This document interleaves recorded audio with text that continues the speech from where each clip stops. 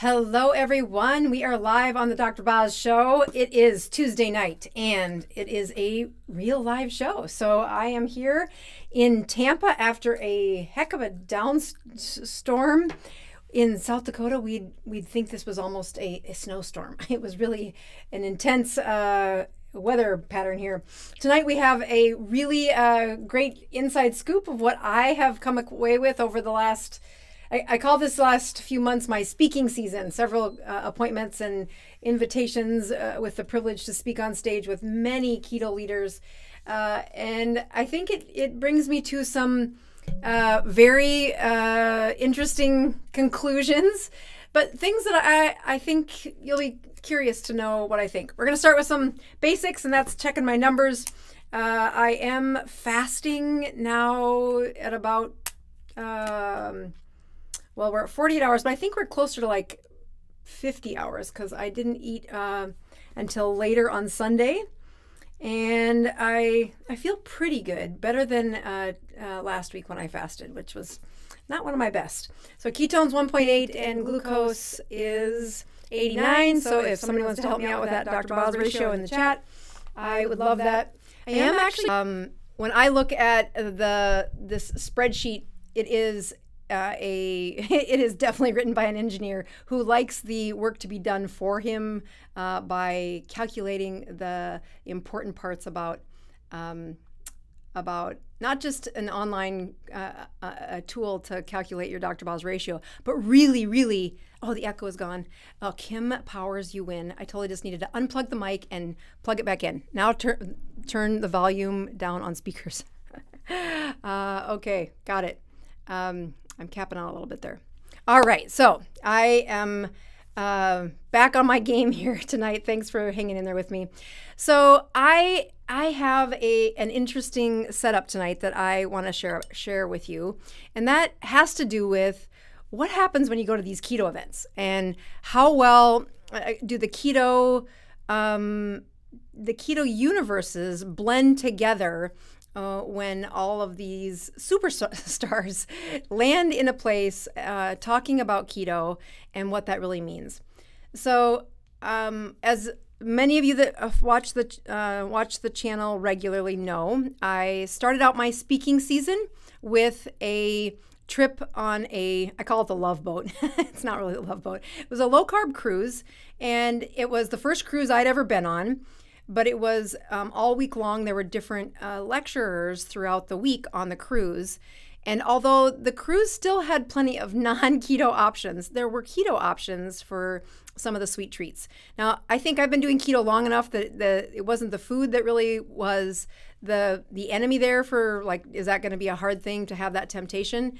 But more importantly was the culture of the people who are interested in being on a cruise and getting together for a week of really kind of an adventure. I had never been a fan of a cruise, never been on one, and my husband and I both went. I really do think it was my first glimpse into what that culture looked like. So I'm going to go through the low-carb cruise.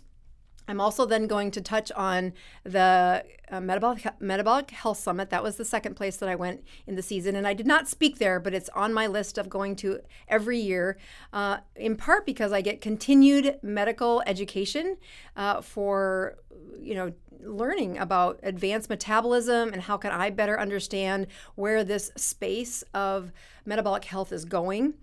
And then the next place that I went was KetoCon, which is known as the largest conference for keto.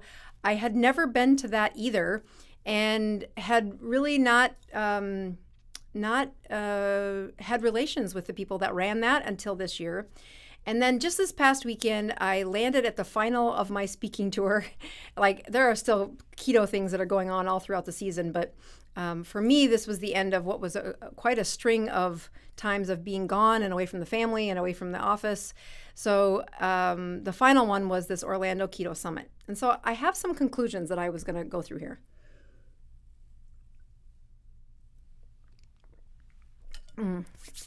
So let's start out with talking about some of the pros and cons of each of these events. And then I'm going to tie it back into telling you about an upcoming event that I do recommend. and then seeing if you can see what maybe if you agree with the conclusions I come to. So as you get into these spaces of different keto lectures or any niche, I'm sure this is the case, but I especially find the keto space to be it's a place where the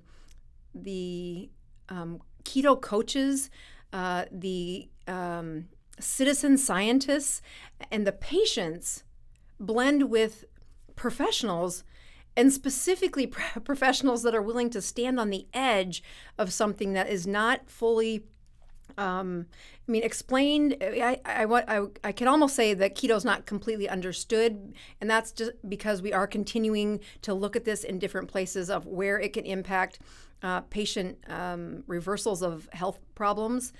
And what makes a professional exit out of the safety of being with the pack and how to do life the traditional way in medicine and step into a space where you're very vulnerable. The rules aren't written. You definitely have to be able to think through that physiology, pharmacology, and then human psychology, I guess, on how patients are behaving and what would be the best next advice to the problem or the questions they ask you.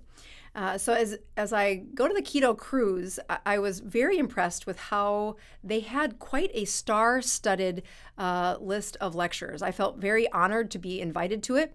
Now, unfortunately, two of the best star-studded ones, Dr. Ben Bickman, who teaches at the University of Utah, I think he teaches at Brigham Young University in Utah, and he teaches about the biochemistry of mitochondria and insulin. So in that very basic science, meaning you take it way back down to the textbooks, doesn't add the human factor into it until many years after you've been to his level of training. But he has integrated that application of taking that basic science and applying it in a way that I love listening to Ben Bickman's lectures. So I was super excited to spend time with him that week. Unfortunately, they had a life crisis that prevented him from getting on the ship and actually on the plane to get to the ship. The second one was one of my mentors, Dr. Westman, who, again, trained at Duke University, has had a really great history of being in this space and in obesity medicine, and really was incredibly impressed with how much he was able to take the application of science in medicine and then bridge the place where obesity medicine and ketogenic medicine were not talking to one another. He was in both of those colleges, but was able to really connect those two, pillars in medicine where they don't tend to talk to one another, and apply them as well as teach them to a crowd of people. So I remember the first time he ever kind of took me under his wing and said, no, you really need to come to more of these. We were at, the first place I met him was in, I think, Massachusetts, where it was a conference. Again, it was very social. There was not a lot of scientific papers being talked about, but his presentation at that conference was powerful in not only seeing somebody in that space of academia and at risk of, being questioned by the authorities in medicine, that he was doing it differently. And not only was he doing it differently, he was encouraging, me, someone who was asking for some mentorship on how do you walk this space. And he did it with such grace that I will always be grateful for his encouragement to continue. So that conference, I really enjoyed the speakers. I also found that it was very stretched out. I mean, that was a whole week on a cruise, and I have a character flaw of not slowing down very well. In fact, my husband scolded the tar out of me when I worked the first 3 days of that cruise for things that I knew I needed to sit still for. but I found that the longer the cruise went on, the more I appreciated the pace that I needed during that time. So I'll come back to drawing a little more conclusion to that conference in a minute. The next space that I went to was that Metabolic Health Summit. And so when you look at this conference, it reaches a different end of the spectrum. So we're going to talk about ones at way different ends of the spectrum for what I like to call the science-based lectures. And I can remember I've been to all 5 of these Metabolic Health Summits. Like the first one was held here in Tampa, Florida at the University of South Florida. And I think there were like, I don't know, 70 providers here. It was really small, but I didn't care. I was so thankful. I was so hungry for other professionals to say, do you see what I see? Do you see how much this is changing what patient care looks like? Have you been able to stop prescriptions that you've never stopped before? And truly, I was so thankful for other people to be around. And at the time, there were all these other, I don't know, superstars at the conference that I didn't know about. And since then, I've really found that conference is not a place to invite too many of the keto coaches or the people who are doing keto and they're influencers with, that write recipes or that really look at the application side of how to do keto. And not that that's not interesting, but most of them do not find it humorous that half of the day is spent talking about electrons, mitochondria, and how cellular broken damage and cytokines might go together. I, on the other hand, love that. I like the deeper layer of what I learned at the Metabolic Health Summit. Then let's move on to KetoCon. So KetoCon was, again, first time I've been there. I know that it was the first time after COVID, and that I spoke with a leader who was saying what her projected numbers were when COVID hit.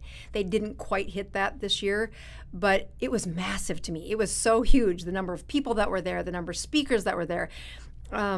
My team and I came and we practically stood at the booth for the 3 or 4 days we were there, because serving that many people really turned into just a marathon. But what I found was, and I think this is a testimony to what happens when you have a huge megaphone like this. To be at KetoCon, to be invited to KetoCon, I was so excited about. And I wanted to listen to all these people, but there were a ton. I mean, there were so many people who either had signed up before the coronavirus or had come to this event and not, added on, had really come to rise in popularity, much like I had over the last 2.5 years, where coronavirus really blocked a lot of in-person events. So as I look at KetoCon, an incredible outlet for resources, products, networking, and the number of speakers that were, just if you could just slow down the pace and make sure you got everybody on the itinerary at that place, I think you'd find a very powerful, if you knew everything that was said at KetoCon, if you could, grab all of those lectures, put them in your brain, you would be an expert at keto, at what keto is. And the range of different levels of training, I think, was really powerful. And then that brings me to the final one, and I'll wrap this into a better summary after I've introduced them all. And that is the Orlando Keto Summit, which when I was invited, I was super excited because it was a person that I had helped that I never met, which continues to be one of my favorite places to recognize that you don't, as selfish as it is that I want to see patients one-on-one, what I've learned is the impact that I have when I never meet people is it still impresses me. To read the reviews on the books and to read the lives that have been changed, it truly is, it's a blessing. But they were very good at always saying, when I would say, tell me about your event, tell me what type of event this is, that they were quick to say, we connect a community. We are community-based.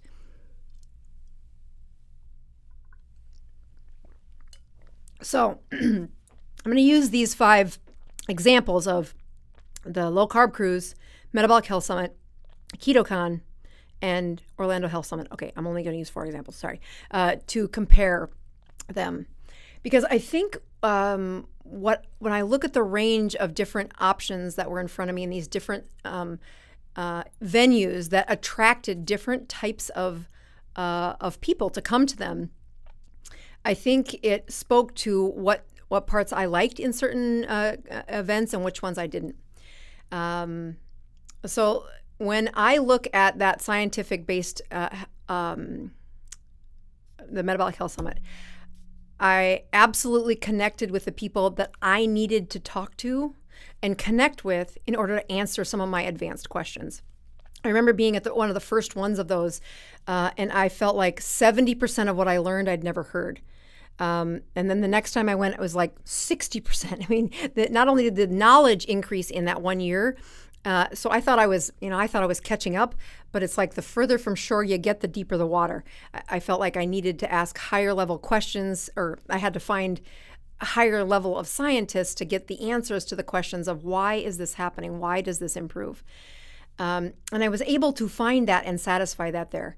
But I only talked my husband into going into the lectures and listening with me 1 year. After that, he's like, I'll go, but I am not hanging out in that conference room again. That is your deal. I am not with you. And truly, when I have tried to attract people that are in that social connection inner space, I find that as a clinician, I was very happy with what happens at Metabolic Health Summit, but I'm cautious to warn people to spend money on a trip to head there because it isn't for everybody. When I look at the difference between KetoCon and Orlando Summit, I think, and I've spoken with the leaders of both of these. They did a great job. But I tell this as a debrief of what happens behind the scenes, so that you as consumers can understand why I would recommend some and why I won't recommend other ones. And that is that I believe the 4 that I've attended authentically represented what they were trying to attract. So not one time for the low-carb cruise did anybody say that this was an advanced scientific presentation. I mean, I could tell by the way that their speakers were really significant. You know, they were all clinicians or professors that were speaking. So that organization is in many ways, the organizations need to be assessed by knowing who their leaders are.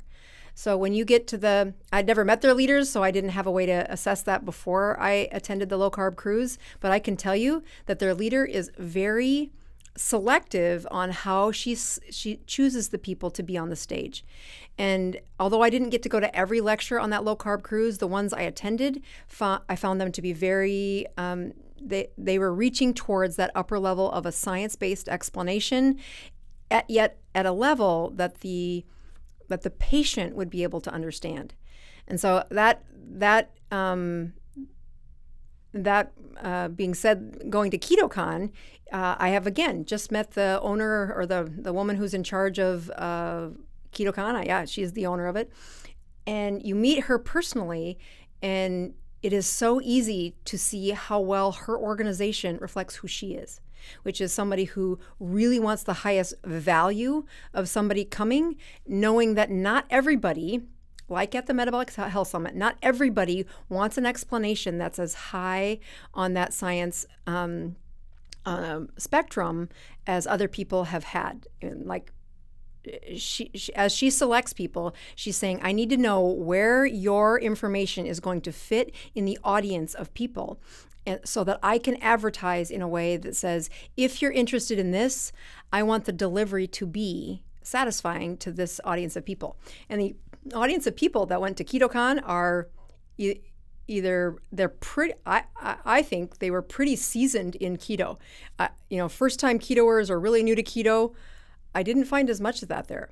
I did find more of that at this Orlando Health Summit, which, again, once you meet the leaders of this organization, you will see that they are not science professionals, but they are absolutely committed to making sure that the stories of a resurrected mental health and social despair that they were both in because of what their chronic health problems have done to them. It is their mission to spread that news to as many people as possible and create a community where people felt safe to be able to express that. So that's the good side. Let me go to the part where it was hard for me. It was hard for me to keep my mouth shut. And that is when you have people stand on stage and they are doing their best to explain why. First of all, the presentations that are done at an organization like that, I do think it reflects not so much on the person who asked them to come speak, but it reflects on the speaker. How well were they organized? How well were the slides ready for a presentation that fit within their time slot? And then a key component to every one of these events has been how well do they answer the questions that people ask them afterwards. So as I watched Orlando and KetoCon, especially those two, I would go to some breakout rooms and watch leaders that attempted to answer questions about why keto was working in a certain way. And that was a swing and a miss. That is not the right answer. If this was a multiple choice question, you got it wrong. That is not how that works. And although I've gotten it wrong before too, I am not trying to state that you have to be an absolute expert, but I was super impressed with how easily influenced the audience members were when a speaker on stage who was articulate, who commanded the room really well, then went on to answer a question that wasn't the right answer. I'll even take this a little bit further. There were several people who come to my local support group here on Tuesdays. So they get my undivided attention for an hour every Tuesday that they show up. And I will answer their questions. I will explain it to the best of my ability. And I see patients. I measure labs. I follow up with real clinical services that allow me to speak deeper into the science of how keto really does work. And there were some that have been to this several times. And this really dynamic speaker gets on stage and he says a lot of things right. And then he says something that is not a match. And he did not do it with ill intention. He did it with the observation of the people he coaches and what his advice was, and then how that seemed to work for them. And I will tell him that he probably stood in a landmine where it was questions on one of the most difficult patients in any internal medicine or family practice office, I contend, is a perimenopausal woman. Not only do they have an endocrine storm happening, they are transitioning from a stage of life of a reproductive years, this superpower that women have, to a season that superpower is going to be gone. So there's a grieving that happens during that. And especially in the last 3 or 4 decades, that season of when women are affected significantly by a broken metabolism, it's in the perimenopausal range.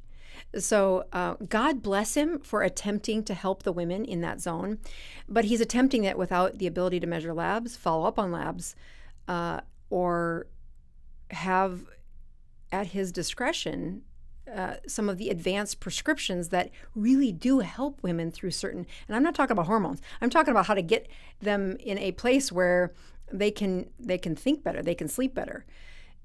And as you attempt to answer those questions, his authority was not present. His heart was in the right spot. He is doing a lot of good. But when this is one of the places, and it happens several times, but I can think of this specific example where, in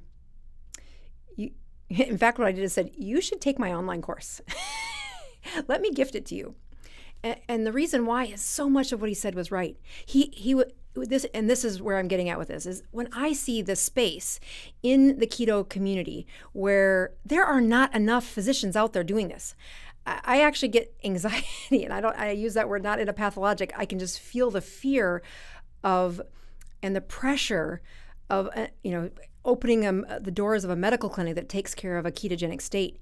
because there are way too many people asking for it than are on the service side of it. So we need men just like him, coaching people and advising people to the point where you might need a physician. And I have said many times, I say it on stage, I tell every coach that I ever interface with or work with, you do not need to be a physician to do the ketogenic diet. You might want to use the curriculum written by a physician. And I think that's where I didn't appreciate that it was such a common place for the floor of the education of most of the coaches out there, that they can get them through the first wave of ketones. That's not hard. They can even get them to the first wave of ketones and the first hiccup.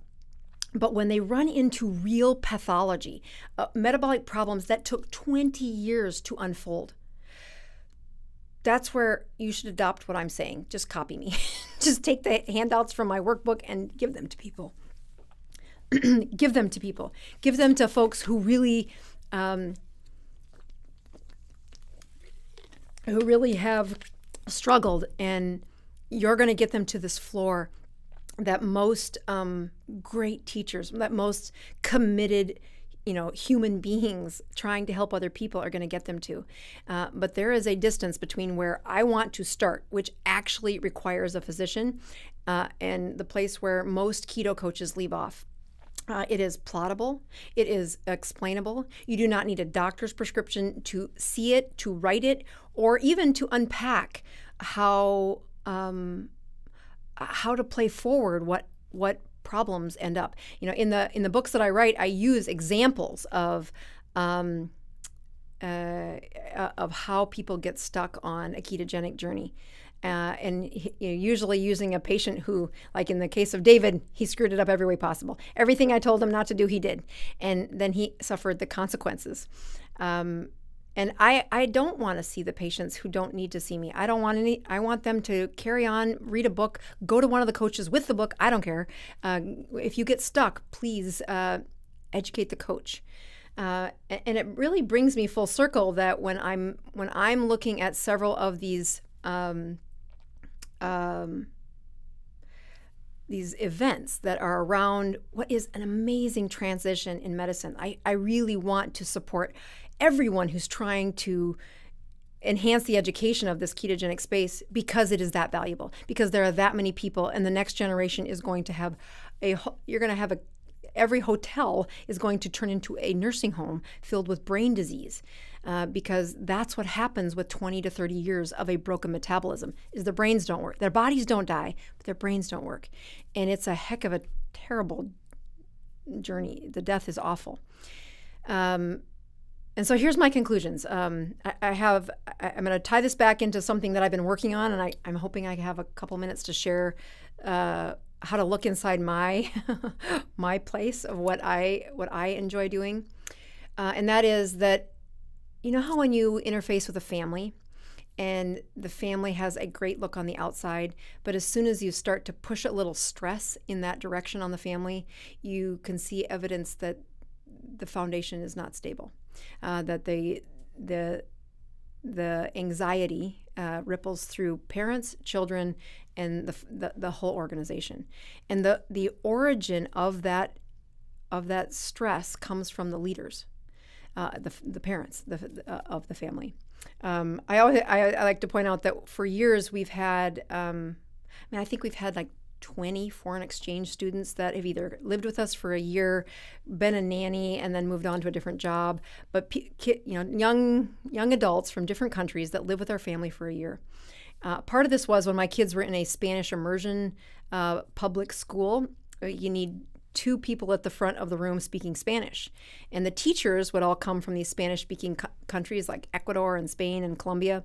But they would need an intern, a student, who was usually 18 to 22, to come be their assistant. And they would need to be housed by one of the families. So we volunteered to do this and watched what, we loved it. But I'll tell you, it's the first, it was interesting to see which families said yes to the internship, and then at about 6 weeks, they said, find someplace else to go. We don't want you in our family. And it wasn't anything except to say their ability to handle the stress was a foundation of leadership that really had some season of life that wasn't quite right. So I think the same thing applies for different businesses. When I go to interface with a business here in Tampa, I'm brand new to figuring out how to run a medical practice or run the Dr. Boz channel here in Tampa. And as I interface with different businesses, what happens at the first introduction as compared to what happens when you find problems that need to be solved, and to watch how well a business unpacks that, I think is the same peril that happens at these different keto events, that as they put out, this is what we do, I think it's very important to listen to what the leaders are saying their organization does. Because when I peel back the layers and get to the leader of the organization to hear what they say and what's their spirit, what's their drive, why are they doing this? And I put those expectations on the organization's event, that's where my expectations are met and it's a match. If you head to KetoCon and you are expecting Metabolic Health Summit, you are going to be sorely disappointed. If you head to Orlando Summit and you expect Metabolic Health Summit, you're going to be sorely disappointed. But when looking at this, the attempt for these leaders to deliver on their promises, I think you can reverse engineer if you're going to fit in that organization by listening to what the organization leaders are saying. So I say that as I'm trying to crack this code in my business as well, that I have found this gap, this place where the keto continuum gets people gets most people done. They don't need anything more. They buy a $500 course online, and it's the most succinct video sequence of the instructions of keto. I mean, I wrote it. I know exactly. It's exactly what I do in a clinic, and it's very tiny little organized ways of getting them from point A to point B. It connects them with an organization monitored to only be saying the things that I'm willing to say when I advise someone, so that they're going to ask questions and my folks that are trained in how to do this are going to be answering them. But it leaves people falling short, where I have people that use that course to teach other people, which is what I ask them to do. I tell them to teach your parents, teach your kids, teach your preacher. I don't care. If you want to learn how to do keto, use the curriculum and teach other people. That is exactly what I made it for. But I have been working on what happens when people get stuck. And is there a way to take a large group of people from pretty solid keto people, but they are battling real medical problems that you can't talk about on YouTube. It's not going to work. You got to put them in a closed environment, walk them through some advanced lessons of what I would teach people in my Tuesday morning support groups, but also what I would teach people if they were behind the closed exam room door. But can that be done at a higher level? Can it be done as a group? So this past 3 weeks, we've been talking about this, and through the whisper grapevine, we're looking for the coaches that I want to use to help me deliver this advanced course that will only be 21 days long, that will be the metrics of what I watch on a one-on-one basis, but now I'm going to watch it for 250 people at once. But I need these liaisons, I need these advanced coaches to be able to say, help me deliver this. I will do the teaching, but I need you to have eyes on the people to say, looking at the numbers, can we find the ones who have a teachable moment, who have an advanced case that in a closed environment I could use to teach from. And it brought me face to face with a whole bunch of people that are keto coaches that I didn't know they were keto coaches. I just knew that they did a very good job of teaching. And we see the process of of the flat line. I mean, the level of education where almost all of them stop is the same as this gentleman that was on stage. I mean, I don't want you to hear anything that he did anything wrong. He was absolutely wonderful. But the first thing I wanted to do is say, oh my gosh, don't stop there. You need to bridge from here to there. And I'm going to take these 10 coaches. We actually had so many people interested in being this coach, and we haven't even said it out loud yet, that I want these 10 coaches to be schooled by me on how do we lift people to the next level, because there's not enough doctors doing this. There are not enough doctors doing this. And I do believe that when you raise those coaches to the next level, they're going to be able to take same workbook, same Keto Continuum workbook, but they're going to be able to spot out where those errors are happening. And at least if they do keep giving advice that a perimenopausal woman is not going to respond that way, it's just not going to happen. I will give you 50 of them, and I'll show you that maybe 1 in 50 will respond the way you just said they will. But using those teachable moments to get these 10 coaches at a higher level of performance, and as I try to attract the ones that are going to fit in my company, the sciencey ones. I was going to try and show a couple slides, but it's almost 10 minutes too, to say, if you want to see how I teach, okay, I'm just going to do it as sport, because I did this to my online group. I do have an announcement at the end that I want to make sure that I take time for, but I'm going to go over here and show you. Let's see if I can do. I'm going to show you like 3 slides of how I am using to teach somebody who is at, okay, they're at 16.8, right? They're at 16.8, which is 2 eating, 2 times of shoveling food in thy mouth.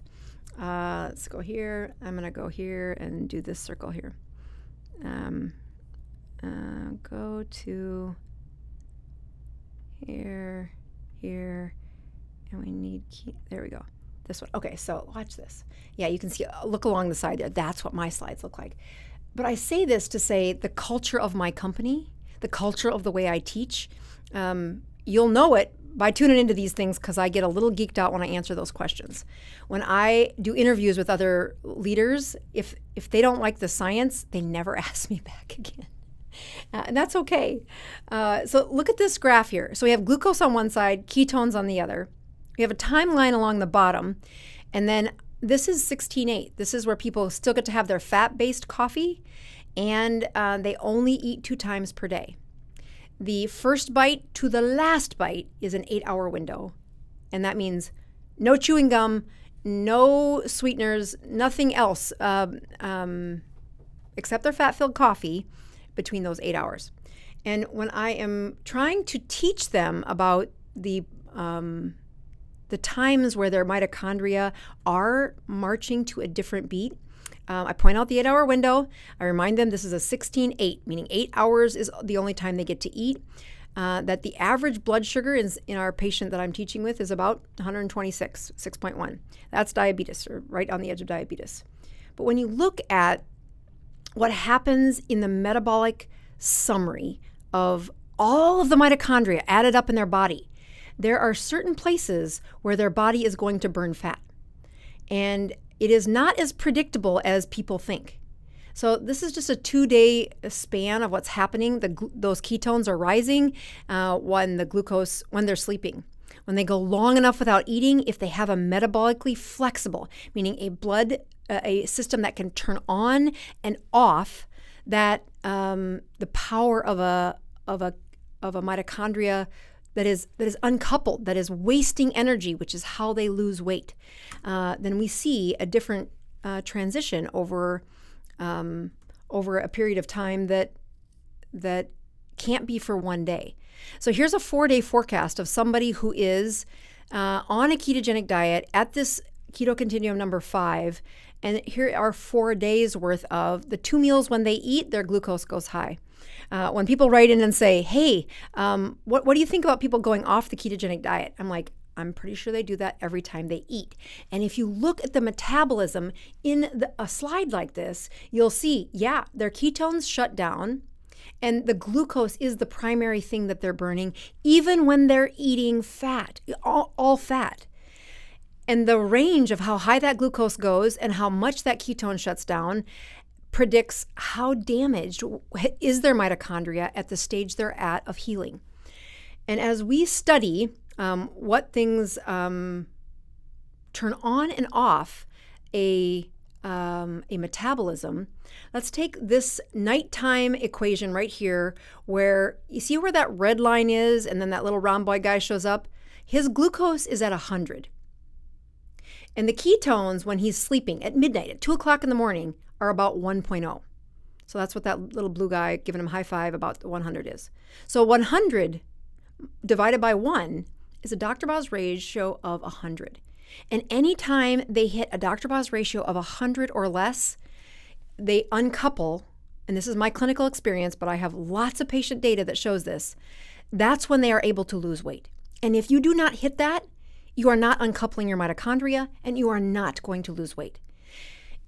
As people go on to this keto continuum number 5, and they're eating twice a day, and they have that fat-filled coffee, and then one day they wake up and I say, check your hemoglobin A1C. And they say, hey, it's higher than it should be. Ask me how I know this. What's really happened in the background is their body adapted. Their mitochondria got stronger. And instead of the glucose of 100 divided by 1, notice that it's 100 divided by 0.7 now. And that's when he's sleeping, which gives you a Dr. Boz ratio of 142. That's called a stall. Nobody's going to lose weight at this point. You have to find another way to stress the metabolism to be able to hit this Dr. Boz ratio of 100 or less if you want continued metabolic health improvement, which is almost always coupled with weight loss. As you look, what happens over time even further is their ketone levels decrease even further, that they don't spike as much. And this is usually about 5 months into eating twice a day. Now, they don't feel any different on the outside. They only have the little messages that write in saying, Dr. Bosworth, I've been checking my blood sugar and ketones, and those ketones just aren't very good in the morning. And it's this kind of information that deep inside my channel, which is not for everybody. I really want to say that again and again. I don't try to be attractive to everybody. I love the stuff of unpacking the science and really taking somebody's education from where it is right here to the next level. And that is this space that I see in the ketogenic world that is missing, that we can get a lot of people 80% there, but they are stalling out because they're missing some of the evidence-based data that I think taking 250 people, plotting them as I would patients, and following their metabolism while coaching these 10 coaches to say, help me see what we need to see as a team over these 21 days. And I will ask for your prayers that as I continue to really get to a place of not just improving myself as a teacher and as an organizer for this channel, but really taking it to the space where I want to help. I want to help more people that are helping other people. And so as I write the sales copy and try to understand what this course is all about, what I'm most curious about is I think the best benefit's going to be for the coaches that end up on my team. And I didn't appreciate that until probably the last couple of days. All right, so oopsie, that's not what I want. I want this one right here. So this is the final thing that I do want to say, and that is if you're looking for an event that I do know this woman. I do know the woman who's leading this.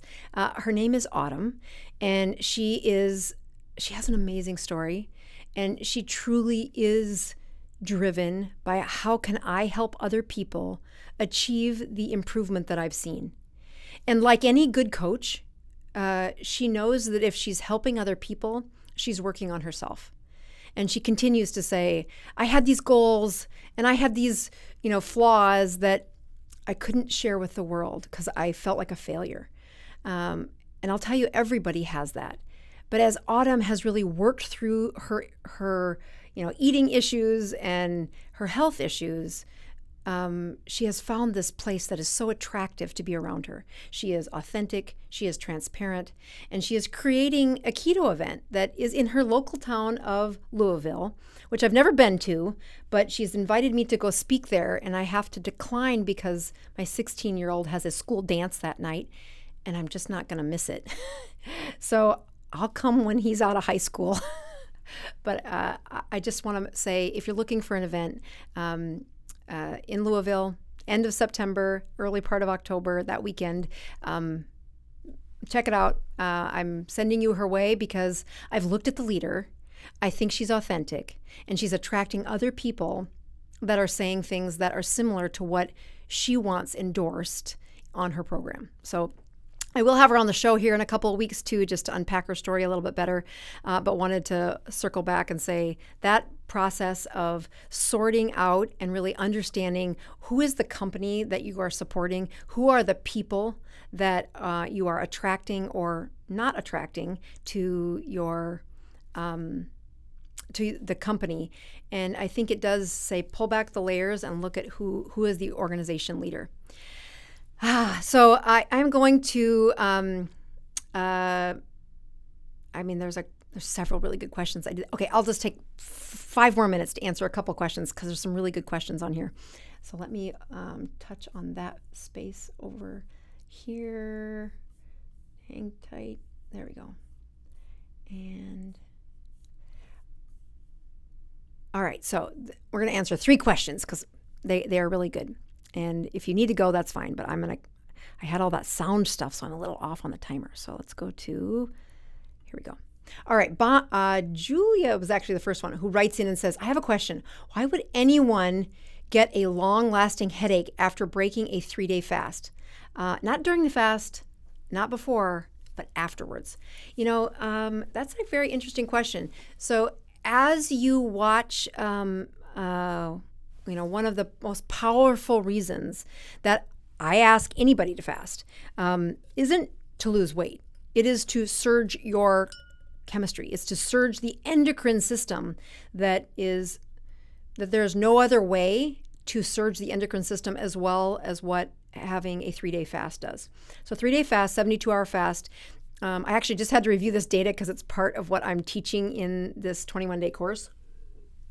And you look at the burst of norepinephrine, growth hormone, and again, ketones, all people get a pretty good response at 48 hours, but at 72 hours is really where that, oh, dang, it's just sexy data. Their numbers are higher than anything I could give them. But it really is this magical transition. It's why on that keto continuum, step 12 isn't, hey, you should kind of look into doing a 72-hour fast. It's no. A 72-hour fast really is where you're going to see the best benefit. So when you look at side effects that are associated with the time after the 72-hour fast, it usually has to do with quite a dynamic change that happened in the bursting of some of those hormones. So Julia, some of the questions I would pose, I would be diving into is, how, first of all, did you go from a 36-hour fast and then bump right to a 72? If so, I would just do a couple of 48s. Again, if you're like me and you fast every week, just do a couple of weeks of 48 and see if that headache returns. It's almost always, I've seen this before, that they bursted those, usually it's the norepinephrine that's causing the headache. And sometimes you can see it in a little bit of a blood pressure change, like not a high enough blood pressure to say, oh my gosh, you need to go to the hospital. But when norepinephrine rises and it's much higher than it's been at its plateau, you'll see like a 6 to 8 number increase in that overall blood pressure day and night. So that presence of norepinephrine can really be it can feel uncomfortable. It's like adrenaline, so that it pushes people.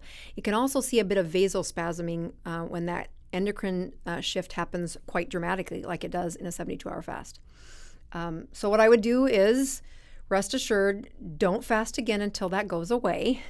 Finding yourself with good sleep, good magnesium, and any improvements in any improvements in I don't want you doing any improvements in your diet until you have, excuse me, I don't want you doing any new fasts until you see the improvements in your symptoms. Sorry. Let's do one more question here.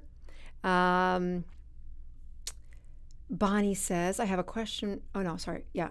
Bonnie says, as long as my DBR stays below 80, even if my blood sugar is in the 90s, should I stay on the same keto continuum? I'm at 16.8 advanced. Will my blood glucose come down over time? Okay, so Bonnie, I've seen folks stay in that Dr. Boz ratio of 80 for a long time. And I would push to say, how long what is your goals? If you're looking to reverse some medical problems, a Dr. Boz ratio of 80 will almost always be a slow trickle of weight loss because it's lower than 100. But when I'm really trying to augment that autoimmune storm of people who've got autoimmune disorders or a fatty liver, some of these chronic inflammatory problems that don't happen over a week, they happen over time, is that 16.8 advanced is a great place to live. You do not need to go any further than there. If you've got pretty good numbers, again, that Dr. Boz ratio that you're telling me about of 80, I'm hoping is first thing in the morning. Again, take it while you're sitting on the toilet. I want the least amount of noise in your metabolism, which means that you're not running to make coffee and let the dog out and answering the telephone. You're getting up, and while you're emptying your bladder, you tell me what's your glucose and your ketones. Because if you do it after a workout or after you do a bunch of moving around, you change the two molecules that we are using to estimate what is your insulin sensitivity. So if that 80 is first thing in the morning and you're still doing pretty good, I like to see a steady decline of weight during that time. But I'd push you to a Dr. Boz. I'd push you to add a fast. Stay at keto continuum number 6. At 16.8 advanced, but add a fast even twice a month and watch what that does to your metabolism. It really pushes those mitochondria to uncouple, and honest to goodness, they reward you for 10 days after that fast by staying at 16.8 advanced.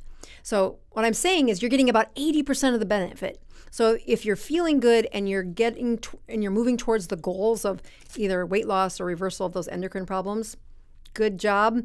But if you're not, it isn't so much that you need to shorten your window. Although shortening your window is another way to do that. You can either pinch the window closer, specifically sliding that evening last bite closer to sunrise. So instead of finishing supper at 8 o'clock or 7 o'clock, back it up an hour. And giving your gut more time before the morning sunrise is how that they level up without really changing a lot of their behavior. All right, so let's do Robin's. Blood sugar is slowly going down, but ketone is still reading 0.3 after 4 months. I'm still taking a statin. Could that keep the ketones reading low? The statin, you don't get to blame. You can blame statins for a lot of things, but it's not going to keep your ketones low. What I would push you to do if you are, I don't know what keto continuum you're on, but it's a sign that advancing your stress, because if you're having a ketones of 0.3, your mitochondria are not what we call uncoupled. They're not wasting energy in a ketogenic state. So you're probably not going to lose weight. You're probably not reversing the medical problems. You're just eating a high-fat diet. And that's really where the benefits and risks are not as abundant. You're going to find a very slow process. So I'm glad that the blood sugars are better, but I would push you along the keto continuum. Whatever continuum you're at, either narrowing that window, cleaning up the morning coffee, or what I contend is the best step is to move to adding at least a 36-hour fast once a week. All right, one more. I've read both of your books multiple times. Should I take the course? I don't have a local group. Been at this 6 years and have had much success. Well, Bonnie, first of all, with much success, that's where you can say, if you're doing great, good job, keep it up. Where I like to point out that the course has been very helpful is when you're teaching other people. The curriculum in the course is, it's condensed. It is a very bullet point, quick videos from me that march people through the Keto Continuum. So in conjunction with using the workbook, if you're trying to teach a neighbor, a friend, a sister, a brother, or start your own support group, use that curriculum to teach them. I will also say that as I look at the next chapters for the Dr. Boz channel, I am trying to find a way to use that curriculum to enhance coaches. They really are the answer to this. There are not enough of us out there. And so there will be a point where I explain that better, but I don't know how to do it very well without stepping on my toes. So I've learned on a live show, you should be very careful what you say out loud. So I'm going to check my numbers, make sure that I did get a boost from this chocolate, which tasted really good. I actually thought I was going to have supper tonight, but I feel pretty good, so maybe I'll fast until tomorrow. And even though a perfect fast wouldn't have BHB in it, I really do find that failing upwards is my favorite way to talk about being on a ketogenic diet. So looking at these two, I have, that glucose can't be right. Glucose says 139. I could feel the stickiness on my finger though. Yeah, ketones are 2.4, but let me see what that glucose is one more time. I hope I don't have to poke it again. Let's try. I can just feel the stickiness though. So here's the ketones of 2.4. What were they at the beginning? Something in the ones. I can't remember. Let's see if I can. Oh, dang, I gotta poke it again. Hold on.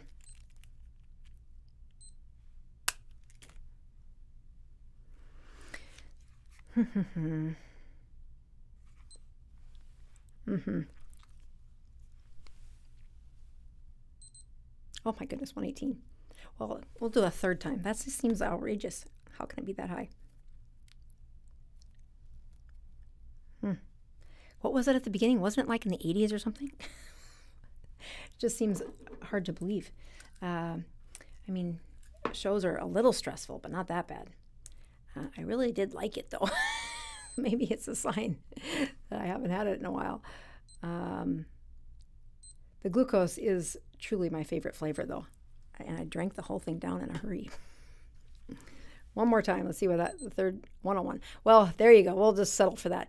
2.4, 1.1, or 101. I will tell you that at the end of this, let's see here. I want to find. At the end of this show, I will link some of the recaps of what I did on stage over the last summer at the places where I was speaking at KetoCon. Again, thank you for watching. Thanks for the people who nominated me to be invited to those conferences. I really do enjoy being with the people, hearing your stories, meeting you in person, answering your questions, and really seeing that my space in this universe of teaching keto probably has a real value that I wouldn't have seen had I not attended all of those. So I will sign off, and we will see you next week, improving your health and reversing these medical problems one keto